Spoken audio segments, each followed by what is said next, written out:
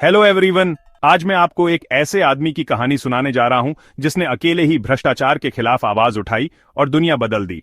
Martin Luther. तो history के शौकीनों, तैयार हो जाओ, शुरू करते हैं। मार्टिन लूथर का जन्म 10 नवंबर 1483 को जर्मनी के एक छोटे से शहर आइसलेबेन में हुआ था। उनके पिता हंस लूथर एक खदान में काम करते थे और अपने बेटे के लिए बड़े सपने देखते थे। वो चाहते थे कि मार्टिन एक बड़ा वकील बने। बचपन से ही मार्टिन बहुत होशियार और धार्मिक थे।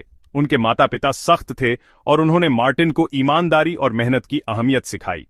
1508 में मार्टिन ने एयरफोर्ट यूनिवर्सिटी में दाखिला लिया और 1505 में ग्रेजुएट हुए। फिर उन्होंने कानून की पढ़ाई शुरू की, लेकिन एक भयानक आंधी के दौरान उनकी जिंदगी ने एक नया मोड़ ले लिया। अपनी जान के डर से मार्टिन ने प्रार्थना की, सेंट एनी, मुझे बचा लो, मैं साधु बन जाऊंगा। तूफान से बचने के बाद उन्होंने अपना वादा निभाया और अगस्टिनियन मठ में शामिल होकर साधु बन गए। मठ में रहते हुए मार्टिन ने बाइबल का गहराई से अध्ययन किया। उन्होंने कठिन आध्यात्मिक संघर्षों का सामना किया और खुद को कठोर अनुशासन में रखा। उपवास, रातों की नींद हराम, आत्मग्लानि, सब कुछ भगवान की कृपा पाने के लिए। फिर भी उन्हें एहसास हुआ कि ये बाहरी रस्में उन्हें भगवान के करीब नहीं लातीं। मार्टिन बाइबल के इन शब्दों से बहुत प्रभावित हुए, धर्मी जन विश्वास से जीवित रहेगा, रोमियो 8:17। इस ज्ञान से उन्हें समझ आया कि भगवान की कृपा सिर्फ विश्वास से मिलती है, चर्च द्वारा बेचे जाने वाले इंडल्जेंस से नहीं।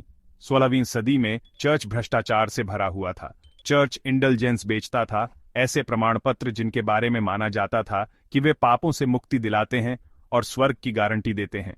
इस पैसे का इस्तेमाल बड़ी बड़ी इमारतें बनाने और आलीशान जिंदगी जीने के लिए किया जाता था। मार्टिन लूथर ने इसका खुलकर विरोध किया। 31 अक्टूबर 1517 को उन्होंने अपने प्रसिद्ध 95 सिद्धांतों को विटनबर्ग के चर्च के दरवाजे पर लगा दिया, जिसमें उन्होंने चर्च की प्रथाओं की आलोचना की। इस काम से चर्च को बहुत बड़ा खतरा पैदा हो गया।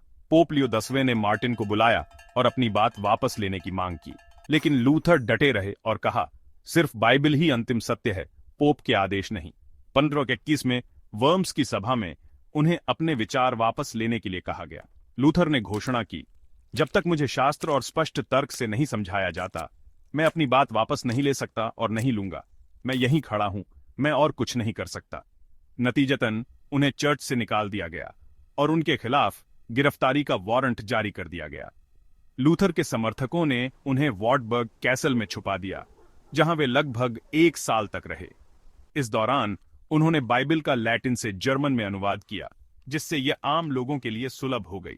इस महान काम ने पूरे यूरोप में ज्ञान की क्रांति ला दी। मार्टिन लूथर के विचारों ने सुधार की एक लहर पैदा कर दी। हजारों लोग चर्च के भ्रष्टाचार के खिलाफ उठ खड़े हुए। यह आंदोलन प्रोटेस्टेंट सुधार के रूप में जाना जाने लगा, जिसने ईसाई धर्म को 2 मुख्य शाखाओं में विभाजित कर दिया, कैथोलिक और प्रोटेस्टेंट। बाद में मार्टिन ने एक पूर्व नन कैथरीना वॉन बोरा से शादी की और एक परिवार शुरू किया। 18 फरवरी 1548 को अपनी मृत्यु तक वे चर्च सुधार के लिए शिक्षित करते रहे और वकालत करते रहे। तो हम मार्टिन लूथर की कहानी से क्या सीख सकते हैं? 1. सच्चाई के लिए अकेले खड़े होने का साहस रखें। 2. ज्ञान और शिक्षा ही बदलाव के सबसे बड़े साधन हैं। 3. किसी भी व्यवस्था में सुधार के लिए उसे चुनौती देने की हिम्मत चाहिए। 4. अपने विश्वासों पर अडिग रहे, भले ही पूरी दुनिया आपके खिलाफ हो। मार्टिन लूथर की विरासत विश्वास, दृढ़ विश्वास और सच्चाई की निरंतर खोज की शक्ति का प्रमाण है। देखने के लिए धन्यवाद, और अगर आपको यह वीडियो पसंद आया तो लाइक, सब्सक्राइब और नोटिफिकेशन बेल को दबाना न भूलें, ताकि आपको इतिहास की और भी प्रेरणादायक कहानियां मिलती रहे। अगली बार मिलते हैं।